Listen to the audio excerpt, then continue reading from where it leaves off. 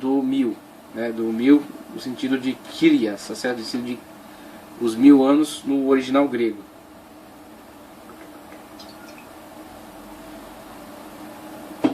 Então aquele quadro pintado pelos quiriastas antigos de um mundo, né, onde será estabelecido uma paz durante 1000 anos, um ano sabático, onde haverá somente folga, né, e comida e bebida e alegria e paz na terra.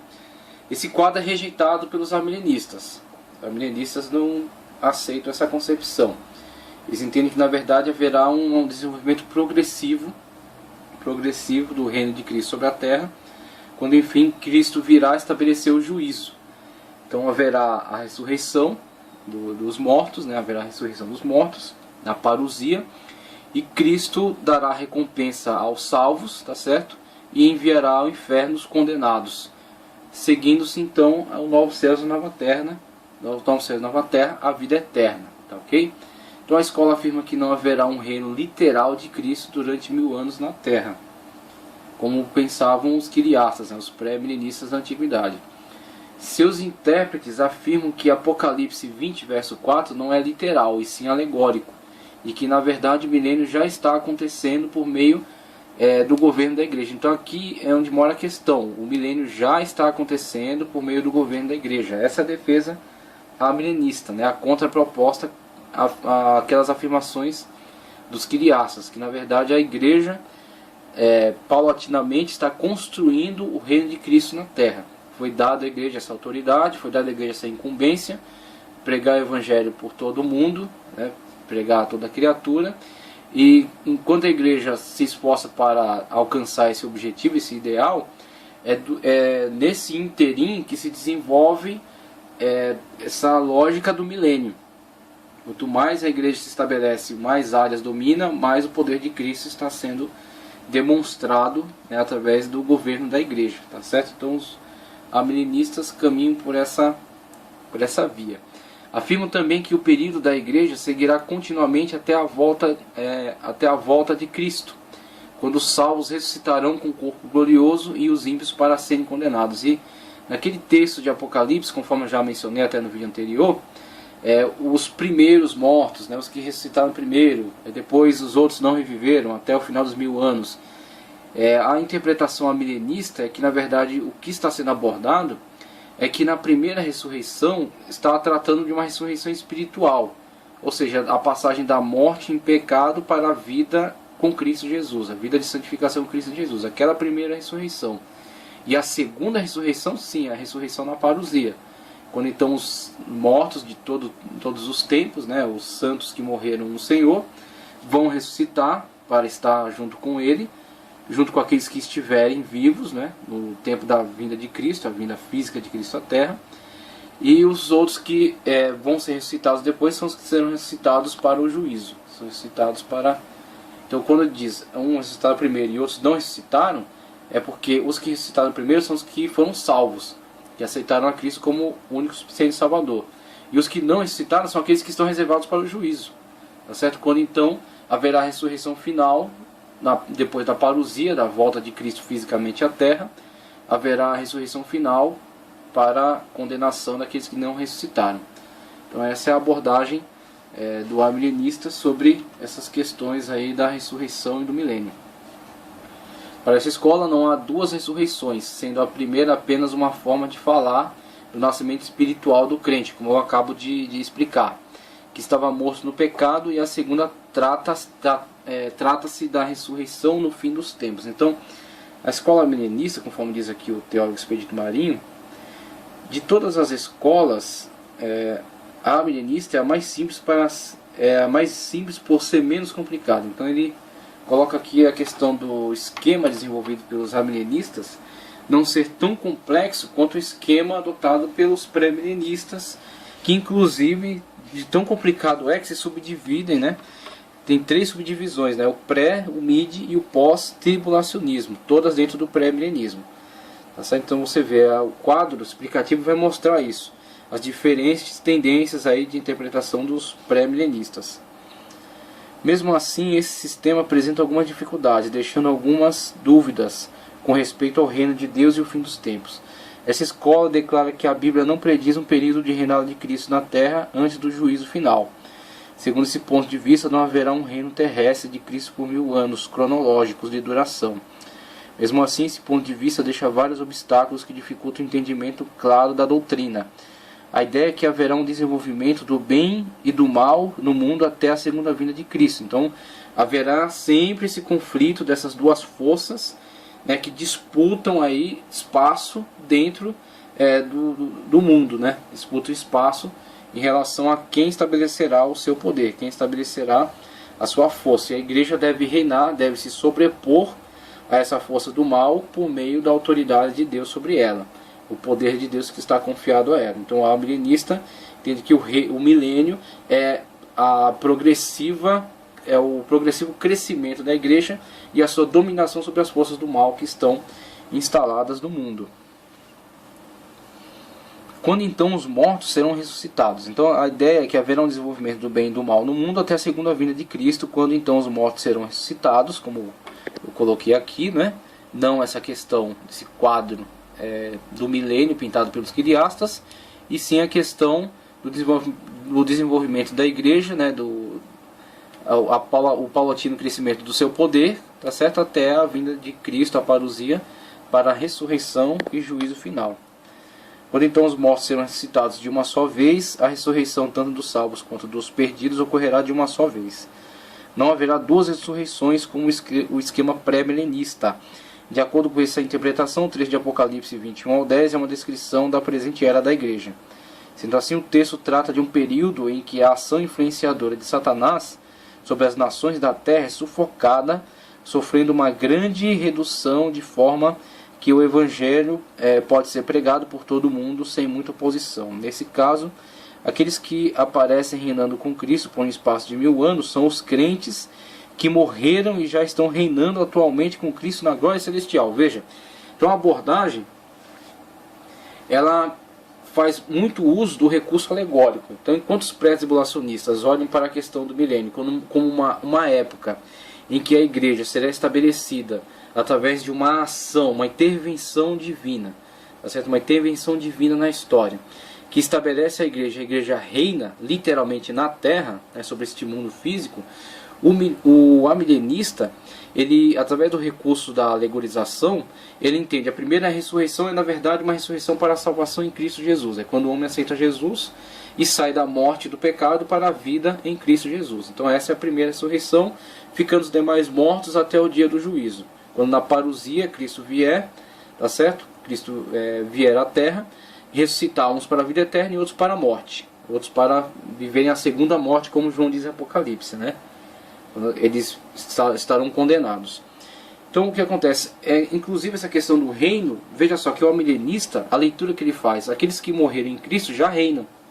Reinam com Cristo, né? E Cristo administra a igreja. Então eles reinam com Cristo na glória e Cristo, através da igreja, estabelece o seu reino na terra. Então veja que o recurso da alegoria é sempre um recurso bastante utilizado dentro dessa escola, lembrando-se que ela surge como uma resposta aos excessos dos quiristas, tá? Dos pré-milenistas da antiguidade. Não os primeiros pais da igreja, mas sim no desenvolvimento histórico, alguns movimentos excêntricos aí que acabaram exagerando nesses pensamentos, né? Sempre que o homem dá asa à imaginação, geralmente sai porcaria. Geralmente sai alguma coisa distorcida, tá certo? Então a firmeza do texto bíblico, fundamentar isso no texto bíblico e achar que o texto bíblico é suficiente, é o melhor caminho. Sempre que você toma o texto bíblico e começa a fazer inferências, imaginações, e começa a fazer hipóteses, geralmente você constrói um monstro. Geralmente. Eu vou ler depois aqui um texto de João Calvino, tanto a questão dele abordando, né, a crítica pesada que ele faz aos quiristas. Ele entra com os dois pés no peito dos caras. Ele é sangue nos olhos. Com ele não tem conversa. Então ele critica os caras exatamente por causa desses excessos, essas bobagens que eles começaram a falar. Então ele faz essa crítica, né, ferrenha a questão, essa abordagem quiristas. essa abordagem, por exemplo, da questão da limitação do período cronológico, essa contagem, então ele critica essa questão do reino de Cristo, ter um limite, né, começar dia tal, terminar dia tal, acabou 1000 anos, pronto, agora é outra coisa. Então ele interpreta que isso na verdade é patético, isso não faz sentido. Aí ele entra na questão da tendência milenista, né? E outro texto que eu acho muito importante dele é um texto em que ele critica exatamente essa liberdade de ficar imaginando coisas. Ele mostra que, na verdade, o único caminho seguro para não acabar falando bobagens é ficar com o texto bíblico. As afirmações, aquilo que o texto bíblico garante. Fora disso não há garantia. Então, se o texto bíblico diz, olha, é isso aqui, se ele dá mais especificações, tudo bem. Agora, se o texto bíblico fala algo, mas deixa uma certa margem aí de mistério, né? Deixa uma certa áurea de mistério, é muito arriscado trabalhar muito em cima disso. Dar alguma explicação, tudo bem, principalmente se essa explicação estiver vinculada à questão textual, a baixa crítica, né? A análise textual, a exegese. Não exegese, não uma exegese. Pegar a palavra no original e falar, olha, as possibilidades para essa interpretação são essa. Agora, inferências, imaginação, hipótese, teorias da conspiração ou de qualquer outra teoria, sempre são um risco, sempre são perigosas. Então, mesmo que os amilenistas tenham esse defeito de sempre alegorizar, por outro lado tem que se ver,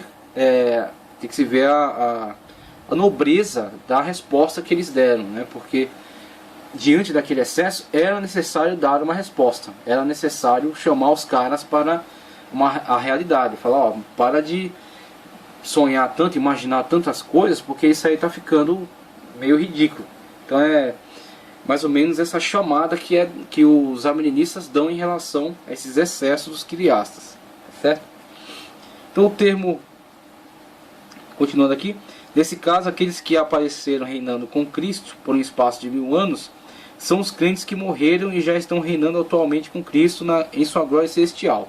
Então é o ponto de vista é o caminho que eles adotam, né? Alegorizar, e aí vai dizer que o pessoal está reinando com Cristo na glória já, né? Que a primeira ressurreição na verdade foi uma ressurreição espiritual. Eles vão tomar esse caminho, agora em resposta, né, àqueles excessos. Sendo assim, o reino de Cristo no milênio não é um reino físico aqui na terra, mas tão somente um reino celestial, sobre o qual o Senhor Jesus falou quando declarou: toda autoridade me foi dada no céu e na terra, 28:18. Mateus 28:18. O termo amilenismo é uma negação do termo milenismo, que afirma não existir nenhum milênio futuro, isto é, um período em que Cristo reinará literalmente na terra por 1000 anos. Agora, essa tendência não é semelhante à tendência de Bultmann, da mitologização, tá certo? Dizer que tudo foi mitologia, né? Talvez eu tenha criado até um termo aqui. A mitologização, ele diz que tudo aquilo é um mito, tá certo? Ele põe tudo na esfera do mito. Inclusive, ele coloca Apocalipse no patamar de uma parábola. Faz isso aqui é uma parábola, na verdade. É como o filho pródigo e tal. É uma parábola também. Então, ele fala, se é uma parábola, a interpretação só é possível dentro da questão alegorista, mas nesse sentido, no sentido de encarar tudo como uma parábola. Encarar tudo como uma alegoria, né? Como um mito. E a questão do amilenismo não é essa. Essa partícula de negação, esse amilenismo, não é porque os caras não creem que a Bíblia... não é porque os caras entendem que a Bíblia seja mitológica, mas sim porque eles entendem que aquilo não é literal. Aquilo acontece sim, e a questão alegórica não é dizer que aquilo é falso, que aquilo é mentiroso, que é um mito, mas sim que aquilo não é literal. Literal no sentido, no plano da realidade humana, aquilo é espiritual. Então a espiritualidade é uma outra realidade. A realidade humana é a realidade espiritual, né? A vida humana, a vida espiritual. Então aquilo se realiza dentro da vida humana no plano espiritual. Então o homem já está vivendo o milênio. O milênio já está efetivo aqui entre nós através do crescimento espiritual da igreja, o crescimento da igreja na terra. A igreja reinando sobre a terra, a igreja proclamando o evangelho. Então eles caminham aí por essas sendas da alegorização, tá ok? Então na página 14 diz: o amilenismo tem muitos pontos de vista semelhantes ao pós-milenismo. Essas escolas são bem aproximadas. A escola pós-milenista teve um grande tempo de ascensão, tá certo? Entendemos aí que no começo, conforme a abordagem do livro Enciclopédia Popular de Escatologia, a igreja primitiva era pré-milenista, tá certo? A igreja primitiva era pré-milenista, a primeira escola das imaginações, dos excessos dos pré-milenistas antigos. Surge o que pode ser chamado de quiliastas, e na verdade é a questão da ênfase do milênio literal e o excesso do quadro que eles pintaram, tá certo? Então pré-milenismo arcaico, né, dos primitivos, da igreja primitiva, o excesso que eles acabou se desenvolvendo no meio deles com os quiliastas, tá certo? Inclusive a seita montanista, fazendo parte aí, contribuindo para essa vacalhação. O antiquiliasmo, que surge aí após esses excessos, né, com os grandes pensadores, principalmente com a escola alegorista de Alexandria, tá certo? Com Orígenes, depois Agostinho. E desse antiquiliasmo, o amilenismo. Então, o amilenismo é a proposta da alegorização, a leitura daquele texto como um texto canônico, um texto real, verdadeiro, mas alegorista, a leitura alegorista daquele texto. E após esse primeiro amilenismo, tá certo, que se desenvolve entre os grandes pensadores, o pós-milenismo surge na história. O pós-milenismo surge bem depois, na verdade. E aí o pós-milenismo é uma escola de interpretação que nós vamos ver na sua ascensão. Ela foi uma escola muito poderosa, ela alimentou a mente de grandes evangelizadores. Os caras entraram de cabeça na evangelização do mundo, porque eles tinham esse ponto de vista pós-milenista. Eles estavam construindo o reino de Cristo na Terra. Eles entendiam que eles iam ganhar a Terra para Cristo, e Cristo viria estabelecer a bandeira do milênio, estabelecer o seu reino. Este é o meu reino, o reino que foi construído pela igreja, tá certo? Através do meu poder, da minha autoridade. E aí o pós-milenismo surge uma grande queda, principalmente entre as duas grandes guerras mundiais, associações sinistras, que houve aproximações do pós-milenismo com certas ideologias políticas terríveis, e aí com isso um esvaziamento dessa escola de interpretação, e muitos daqueles que a defendiam estão agora alinhados com o amilenismo. Então é um caminho natural entre os pós-milenistas e amilenistas, eles nunca se afastaram tanto, certo? Simplesmente durante um tempo os pós-milenistas ganham muito destaque e depois acaba encolhendo novamente e voltando para dentro do amilenismo. Então o que temos hoje na verdade é um pré-milenismo e um amilenismo bem destacados, que disputam aí na questão da interpretação. Então o amilenismo tem muitos pontos de vista semelhantes ao pós-milenismo. Tanto um como o outro tem buscado reivindicações em homens como Agostinho, Aurelius Augustinus, né, entre 354 e 430, João Calvino, entre 1509 e 1564, um grande reformador aí na Suíça, Benjamin B. Warfeld, né, perdoe a pronúncia aí. Os amilenistas se divergem os amilenistas se divergem mais com os pré-milenistas do que com os pós, certo? Até porque muitos amilenistas já foram pós-milenistas. Então temos aí a questão da história do amilenismo a partir de agora.